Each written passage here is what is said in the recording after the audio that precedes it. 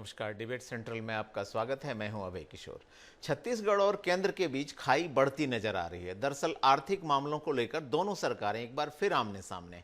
मुख्यमंत्री बघेल का कहना है कि छत्तीसगढ़ का 30 करोड़ रुपया केंद्र ने रोक रखा है। माफ कीजिएगा, 30,000 करोड़ रुपया केंद्र ने रोक रखा है। वहीं विपक्ष ने इस मामले में राज्य सरकार को ही आड़े हाथों लिया है। आर्थिक मामलों पर सियासी बयानबाजी और छत्तीसगढ़ की अनदेखी डिबेट सेंट्रल में चर्चा शुरू करने से पहले देखते हैं इस मामले पर। देखिए ये रिपोर्ट।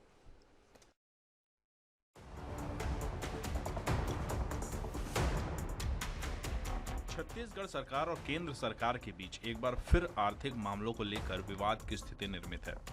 ताजा मामले की बात करें तो 4100 करोड़ रुपए कोयला पेनाल्टी की रॉयल्टी के लिए केंद्र सरकार ने साफ इनकार कर दिया। मुख्यमंत्री बघेल ने केंद्र सरकार पर निशाना साधते हुए कहा कि केंद्र सरकार द्वारा राज्य सरकार के हक के लगभग 30,000 करोड़ रुपए रोक रखे हैं।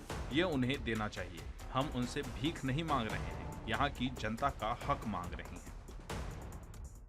मैं शुरू से कह रहा हूँ कि कोल के जो पैसा है, जो भी खनिज का रॉयल्टी है वो राज्य सरकार को मिलता है। ये पूरे देश का ये सिद्धांत है, राज्य का ही अधिकार है। अब उसमें यदि रॉयल्टी में पेनाल्टी लगा, क्योंकि उस समय सुप्रीम कोर्ट ने सारे कोल माइंस निरस्त कर दिए थे और जो प्राइवेट प्लेयर है उस पर पेनाल्टी लगाया गया था और पेनाल्टी 295 रुपये प्रति टन के हिसाब से लगाया गया और वो राशि लगभग 4140 करोड़ का है। और भारत सरकार को अनेक बार पत्र लिखे। जो कोयला मंत्री है वो यहाँ आए भी थे छत्तीसगढ़ और उन्होंने अपनी सैद्धांतिक सहमति भी व्यक्त की, लेकिन प्रधानमंत्री जी के उपस्थिति में जब नीति आयोग की बैठक हुई, निर्मला सीतारमण जी वित्त मंत्री के रूप में सभी राज्यों के वित्त मंत्रियों की बैठक रखे, तब भी अनेक मंचों पे ये बात मैंने उठाई, उसमें कोई प्रतिक्रिया नहीं आई। दूसरी बात ये है कि भारत सरकार से इस प्रकार से कोई पत्र, हमने अनेक पत्राचार किए, उसके बाद भी उसका कोई जवाब नहीं आया। रॉयल्टी हो चाहे रॉयल्टी में पेनाल्टी हो, ये राज्य सरकार का हक है और इसे सीएम बघेल का आरोप है कि प्रधानमंत्री नरेंद्र मोदी और वित्त मंत्री निर्मला सीतारमण को लगातार पत्र लिखने के बाद भी छत्तीसगढ़ को सेंट्रल एक्साइज का हिस्सा नहीं दिया जा रहा है। केंद्र सरकार उनके हिस्से का रुपया यदि दे देती है तो प्रदेश में शिक्षा कर्मियों को जिस तरह से वेतन बढ़ोतरी कर दिया गया है, उसी तरह प्रदेश की आंगनबाड़ी कार्यकर्ता, मितानिनों, पेंशनरों को भी वेतन व मानदेय में बढ़ोतरी की जा सकती है। इधर कांग्रेस के बयान पर बीजेपी के पूर्व नेता प्रतिपक्ष धर्मलाल कौशिक ने कहा कि छत्तीसगढ़ आर्थिक बदहाली के दौर से गुजर रहा है। पूरे विकास कार्य ठप हो चुके हैं। केंद्र सरकार के द्वारा छत्तीसगढ़ को जो राशि दी जानी चाहिए लगातार प्रदान की जा रही है। छत्तीसगढ़ को यह राशि अनेक किस्तों में जारी की गई है। केंद्र की योजनाओं का छत्तीसगढ़ में क्या हश्र हो रहा है, किसी से नहीं छुपा है। छत्तीसगढ़ के गरीबों के साथ अन्याय न हो, गरीबों को न्याय मिले, इसके लिए राज्यसभा सांसद राजीव शुक्ला को आवाज उठानी चाहिए। केंद्र सरकार के द्वारा छत्तीसगढ़ को जो राशि दी जानी चाहिए लगातार वो राशि प्रदान की जा रही है और छत्तीसगढ़ में जो भी राशियां हैं, हम देखे हैं कि अनेक किस्तों में अनेक बार जारी किए हैं और अभी भी जारी करते रहे हैं, आगे भी जारी करते रहेंगे। जहां तक केंद्र की योजनाएं हैं और छत्तीसगढ़ में उसका क्या हश्र हो रहा है, किसी से छुपा हुआ नहीं है। हम चाहे जल मिशन की बात करें, प्रधानमंत्री आवास की बात करें या अन्य योजनाएं की बात करें, एकदम खराब स्थिति छत्तीसगढ़ में है। मुझे लगता है कि इन सारी बातों को, जिस प्रकार से यहाँ पर अपराध में लगातार वृद्धि हो रही है, ये कैसे रुके। यदि राजीव शुक्ला जी केंद्र में उठाएंगे राज्यसभा में तो मुझे बहुत अच्छा लगेगा। प्रधानमंत्री आवास क्यों नहीं बन पा रहा है, इनके कारण में गरीब जनता पीस रही है, ये आवाज़ बुलंद करना चाहिए। छत्तीसगढ़ के गरीबों के साथ में अन्याय ना हो, छत्तीसगढ़ के गरीबों को न्याय मिले, इसके लिए आवाज़ उठाने की ज़रूरत है। और मैं समझता हूँ कि छत्तीसगढ़ में सबसे आर्थिक बदहाली के दौर में हम लोग गुजर रहे हैं प्रदेश बनने के बाद में, और पूरे विकास कार्य ठप हो चुके हैं। हम देख रहे हैं कि लगातार यहाँ पर भ्रष्टाचार का बोलबाला है और छत्तीसगढ़ की जनता उसमें पीस रही है।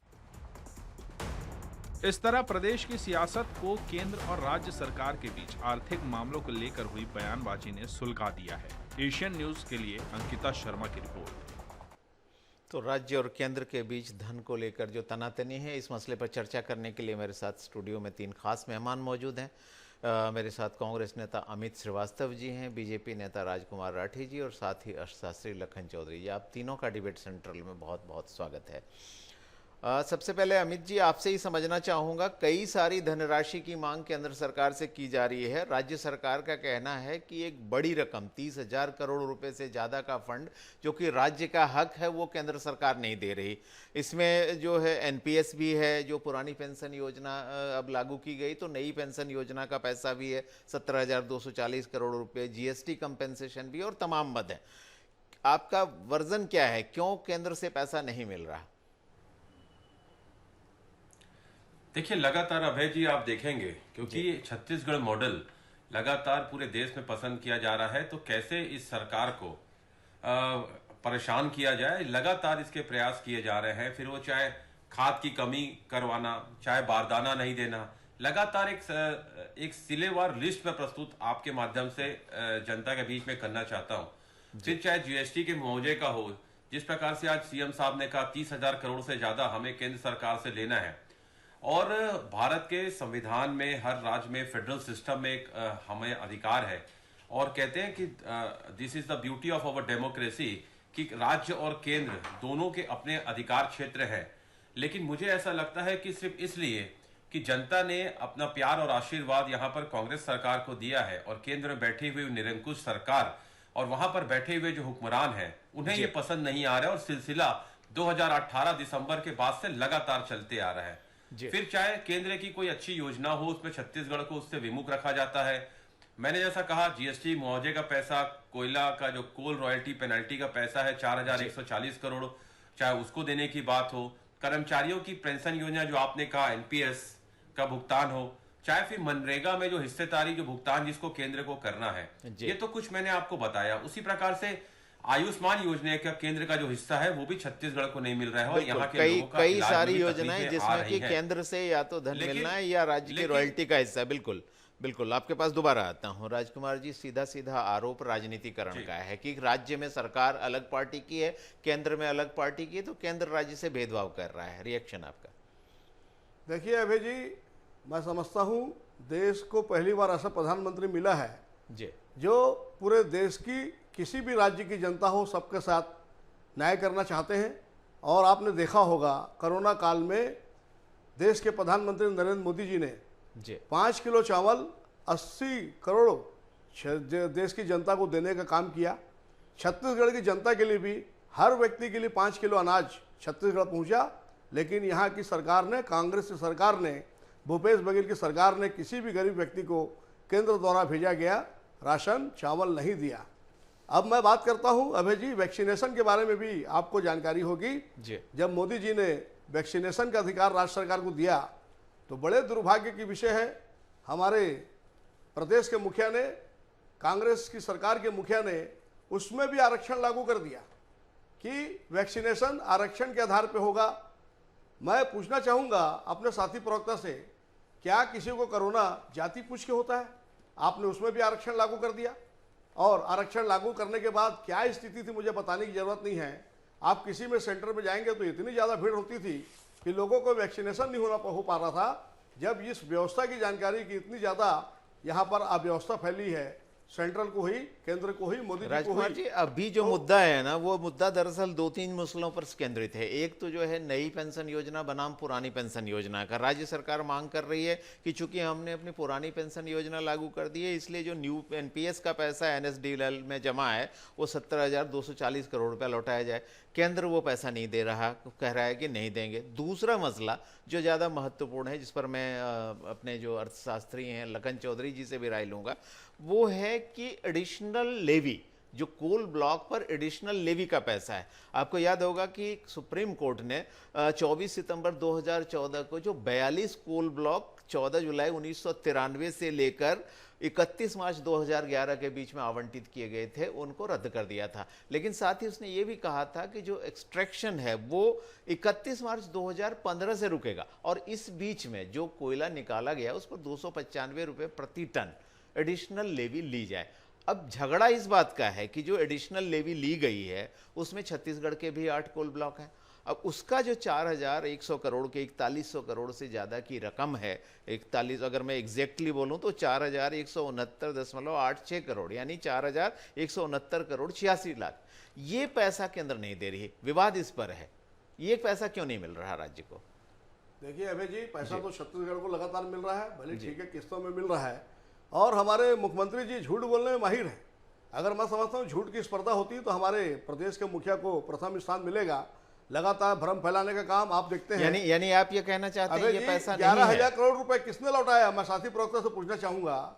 11,000 करोड़ रुपए मोदी जी ने छत्तीसगढ़ के 16 लाख लोगों के लिए, मकान के लिए, पक्का मकान के लिए कि उनके सर पर पक्की छत हो जाए, भेजने का काम किया था। बात कोल ब्लॉक के एडिशनल टैक्स की होती है, आप पीएम आवास योजना की बात कर रहे हैं। आपके पास दोबारा आता हूँ, सबसे पहले लखन जी से समझता हूँ। लखन जी, एक आम आदमी के लिए इस झगड़े में समझ पाना बड़ा मुश्किल है, किसका पैसा किसके पास, किसको देना है कि नहीं देना है। तो मैं आपसे आग्रह करूंगा कि ये जो मसला है थोड़ा आप समझाएं कि राज्यों को केंद्र से कौन सा पैसा मिलता है, किस तरह की रॉयल्टी होती है, किस तरह का सेस या लेवी या जीएसटी कंपेंसेशन क्या मिलता है?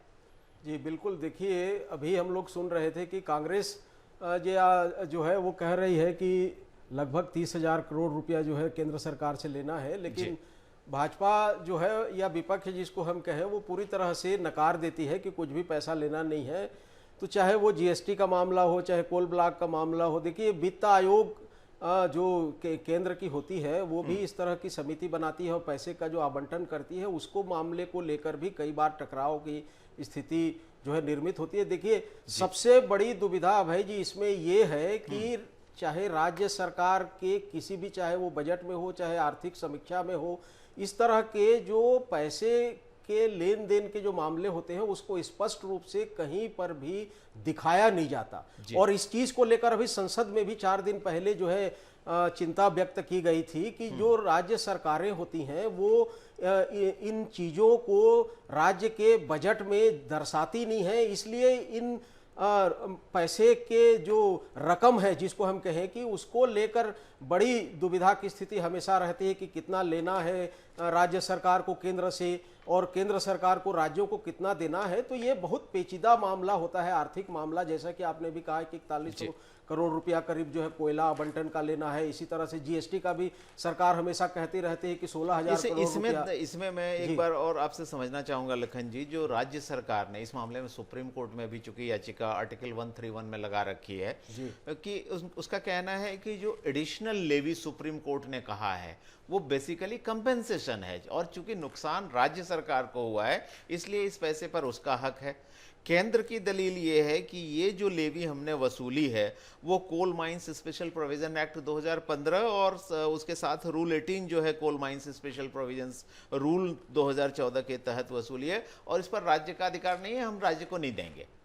आपके हिसाब से इस पर किसका अधिकार होना चाहिए? बिल्कुल, इस पर तो राज्य का अधिकार होना ही चाहिए, क्योंकि भाई राज्य सरकार से आप जो है खनन कर रहे हैं तो कैसे उसका अधिकार नहीं हो? आखिर देखिए कि राज्य सरकार को यदि सारे संसाधनों से आप वंचित करते जाएंगे तो राज्य सरकारें अपने खर्चे किस तरह से चलाएंगे? देखिए ये जो टकराव की जो मूल वजह आर्थिक नहीं है भाई जी, देखिए भले ही हम लोग आज आर्थिक मुद्दे पर चर्चा कर रहे हैं लेकिन इसकी मूल वजह राजनीति है और ये तब से शुरू अधिक हुआ है। देखिए ऐसा नहीं है कि ये एकाएक अभी हुआ है, पहले भी होता था केंद्र राज्य के बीच में टकराव, लेकिन ये मोदी जी के सत्ता में आने के बाद ये टकराव इसलिए बढ़ा है क्योंकि जब मोदी जी खुद गुजरात के सीएम थे तो एक सहकारी संघवाद की बात वो करते थे और हमेशा केंद्र सरकार को जो है घेरते थे और कहते थे कि हर मामले में केंद्र सरकार की आलोचना करते थे। और आज वही केंद्र में जब है तो कोई भी कानून बना रहे हैं किसी भी तरह का तो उसमें राज्यों की जो सहमति है वो नहीं रहे। हमने देखा अभी कृषि जो आंदोलन हुआ उसमें भी जो है राज्यों की सहमति नहीं ली गई। इसी तरह कोरोना कालखंड में किस तरह टकराव हुए, सीबीआई, ईडी, आईटी का जो रेट पड़ रहा है इसमें किस तरह से टकराव हो रहे हैं। एक इंक्लूसिव पॉलिसी और एक इंक्लूसिव जो चीजें होनी चाहिए तो उसकी कहीं ना कहीं कमी दिख रही है। बिल्कुल बिल्कुल। बिल्कुल।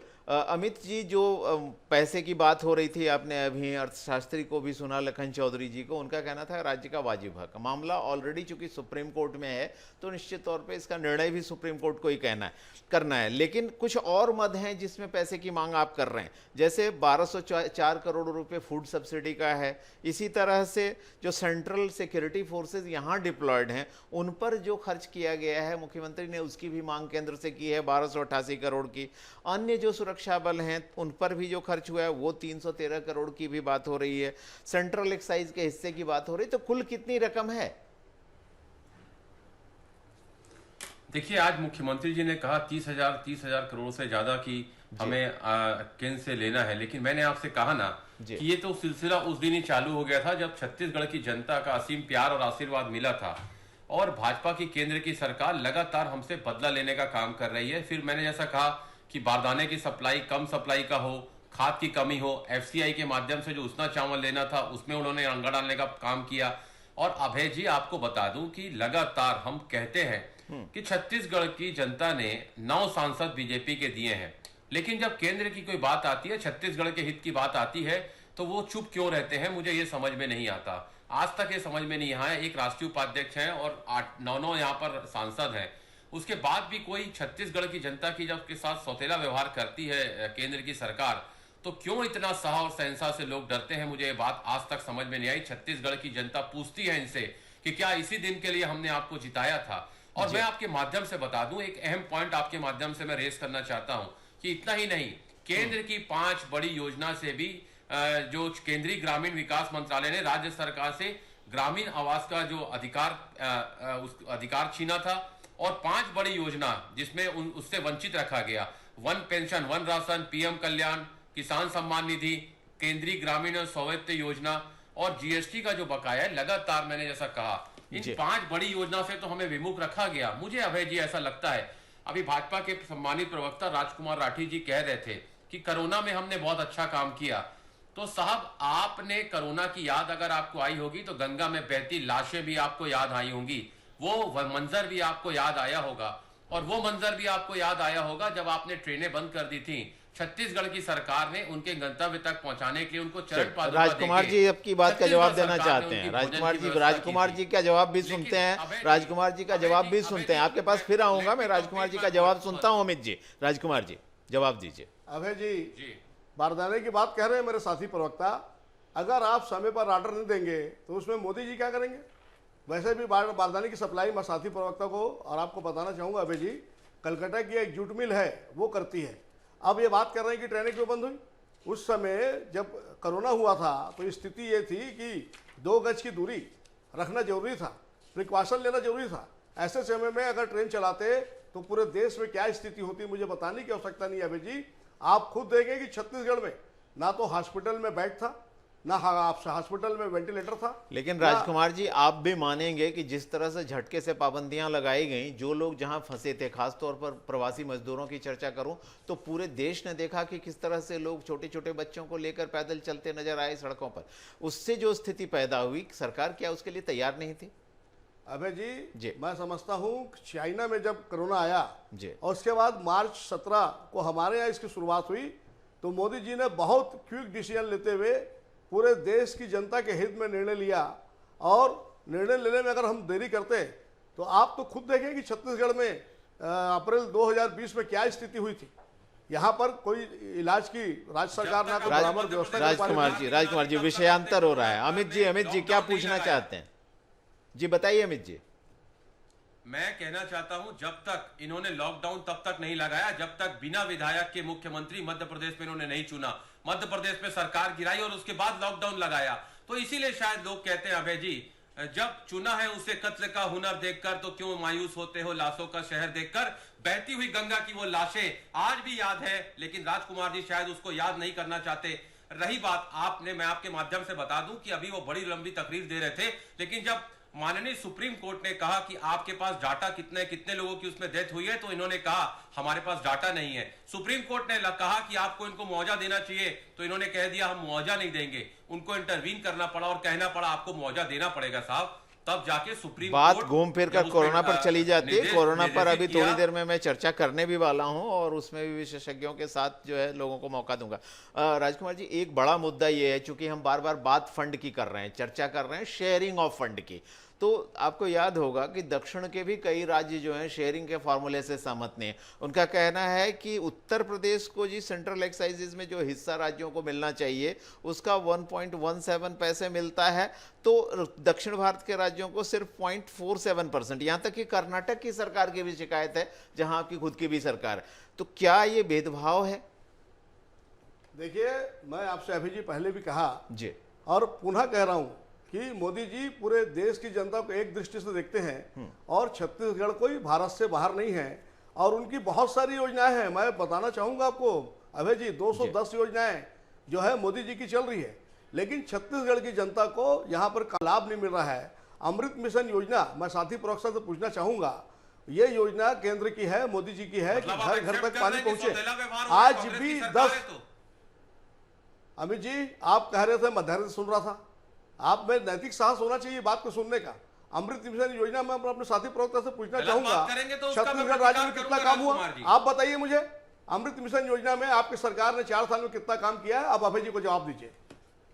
अभय जी, जो छत्तीसगढ़ में मिशन अमृत मिशन योजना आई कि हर गरीब के घर तक पानी पहुंचे, उसमें राज्य सरकार ने अभी तक 4 साल में 10% 12%। चलिए, बात घूमकर वहीं आती है। केंद्र राज्य कांग्रेस का कहना है कि केंद्र सहयोग नहीं कर रहा। जी जी जी, आवास योजना में जो 16 लाख गरीबों को पक्की छत नहीं मिली, पक्का मकान नहीं मिला, उसको लेकर इन्हीं के बड़ी विडंबना है। जब फंड शेयरिंग की बात की जाती है तो अधूरी योजनाओं की चर्चा की जाती है। लखन जी से समझता हूँ, लखन जी से, बिल्कुल बिल्कुल राजकुमार जी, बिल्कुल राजकुमार जी, लखन जी से समझता हूँ, लखन जी से समझता हूँ। दूसरा मुद्दा, लखन जी, जो बात उठ रही है new pension scheme versus old pension scheme की, राज्य सरकार का कहना है कि हमने पुरानी पेंशन योजना लागू की है, तो जो नई पेंशन योजना का पैसा लिया गया है 17,420 करोड़ रुपए, वो राज्य को लौटाया जाए। निर्मला सीतारामन हिमाचल प्रदेश में चुनाव प्रचार में जाती हैं, वो राज्य सरकार की इस मांग का लिखित में तो कोई जवाब नहीं दिया उन्होंने, लेकिन हिमाचल के चुनाव प्रचार में कहती हैं कि इंडिविजुअल कंट्रीब्यूटर का पैसा है, इसलिए केंद्र सरकार नहीं देगी।